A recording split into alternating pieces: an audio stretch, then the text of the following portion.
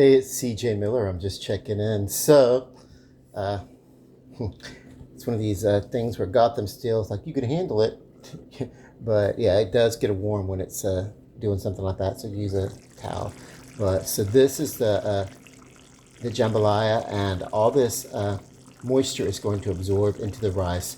Uh, this is, you do it a little bit longer than say long grain white rice, how you would like heat the water and then like let it steep on a simmer for 15 or 20 minutes until the water gets absorbed and then turn it off. This you want to go just a little bit longer because it's a bigger batch and it will take a little bit longer to do bigger batches, and nothing will screw this up worse. As wonderful as that flavor is, and this flavor needs nothing. Let me tell you, everything that's in there is like primo, right? But nothing would mess it up worse than rice that's not done. So I do it the day before because this is one of these things that, like, it's any sort of stew or stock or anything like that is so much better the next day. This is the bread dough for the table. I made it early this morning. Set it in the fridge for with several hours. Brought it out, loosened it from the side of the pan.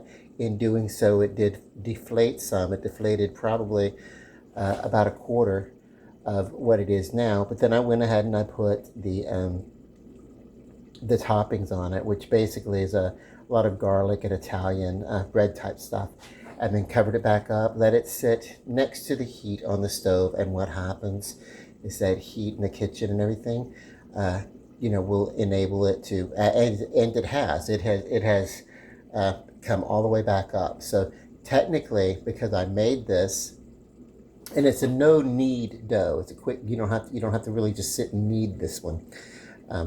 But basically, what I did was mixed it, let it sit for really it did until it doubled in size. And in this kitchen, it did that in about half an hour. I mean, yesterday, and then I took it and I poured it in here. It's kind of a wettish dough, not entirely a pourable dough, but really sort of, yeah, uh, but and put it in the um, oiled and floured bread pan, and then put it in the fridge. Let it, I let it rise. Then I put it in the fridge. What happens with you put something in the fridge that's a dough or something like that?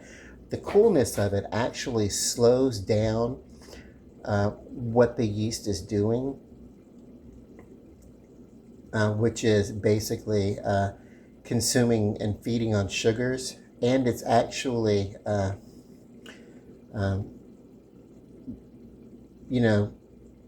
what that happens when that happens. Um,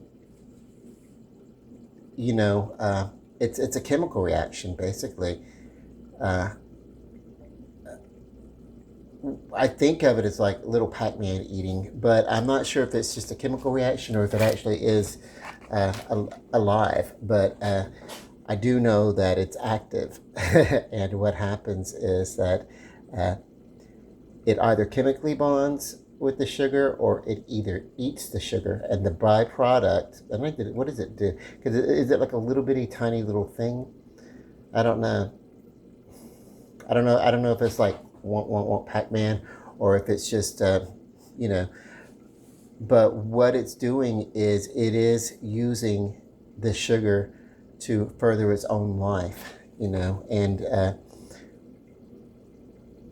it will continue to do that. This is one of these breads that if I could separate this and I could continue to feed this every day if I wanted to, with a little bit more yeast and a little bit more sugar and everything like that. Because once it gets started, it would just keep going. It would be perpetual. But I don't keep bread around. I'm not worried about that.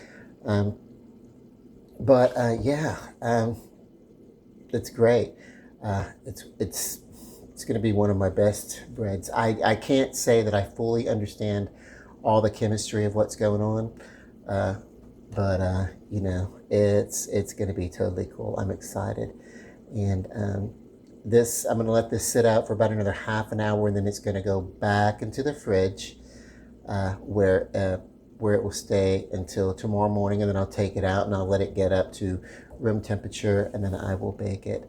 And so, in addition to these two things, I've got the fish that I'm going to be working. The fish won't take that long, so I can do that a little bit before it's time to serve it. I'll have some pork chops, and then you know, some charcuterie. You know, I'm doing some breaded chicken wings. I have a lot of people over, and a lot of people have different tastes and everything like that. But I'm really excited about this. I really am. I love doing this. I wouldn't want to do it every single day, though. But every few months, I'd love to get together and do something like this with people. Okay.